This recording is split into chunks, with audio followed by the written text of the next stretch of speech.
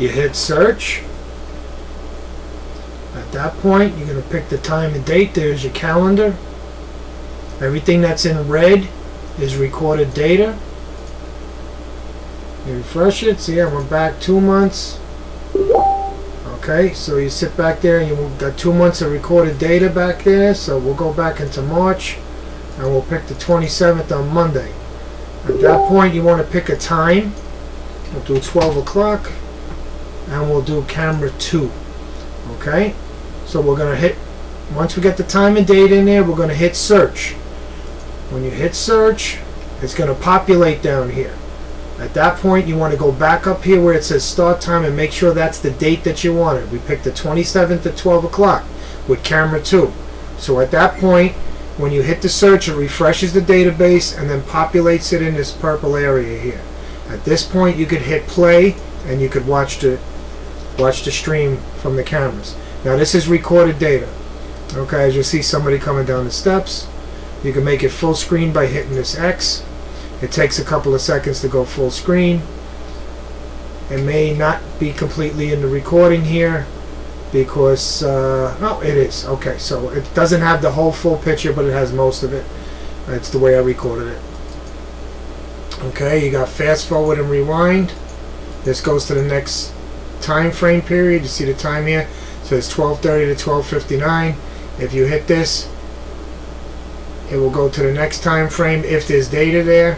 If not, you can hit the fast forward and rewind. As you see here, this is 8 times speed. You hit this, it goes to 16 times speed, and then it goes back to normal frame rate.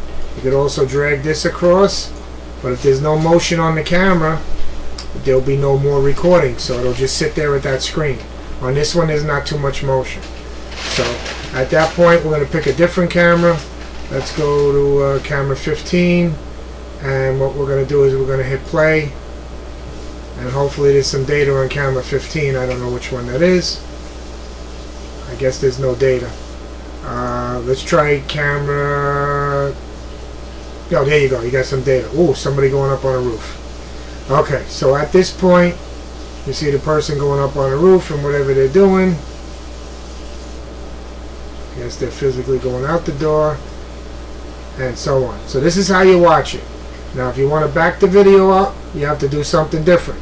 Okay, so what you do is you hit this arrow down here. It's right next to the camera. You hit that, you get out of the recording, and then what you're going to do is you're going to back something up. So you're going to click, you see we're in search, you're going to click on backup. Once you click on backup, you're going to have a start time and an end time. What you do is you pick the start time. We'll go to the 27th. We'll pick 12 o'clock. Okay, then we have to make sure the end time's the same date, because otherwise you're going to get recordings over days and days and days. So we'll go to the 27th, and we're going to put 12 o'clock to 12:15. Okay, we're going to pick, we don't want to pick all the cameras, but you can if you want. That's just a lot of data that's got to be pulled up. And what you do is we'll pick camera 2.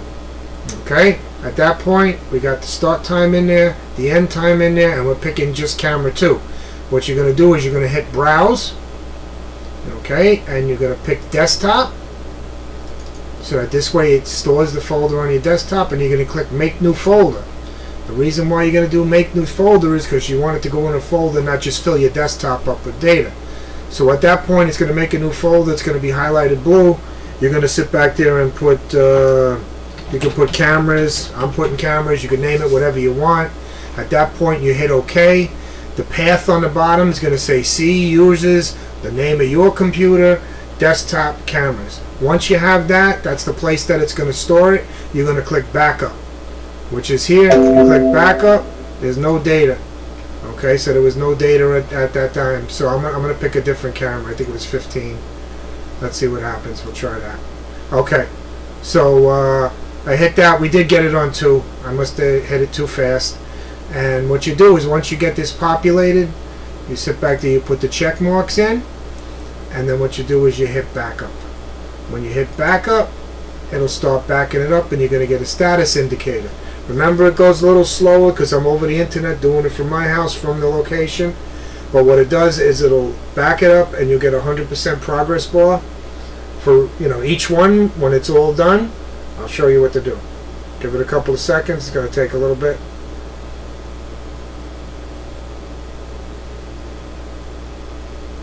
Okay, that one's finished. And the next one's coming down. Once those are coming down, I'll show you where it is. And that's the folder that we just created on your desktop.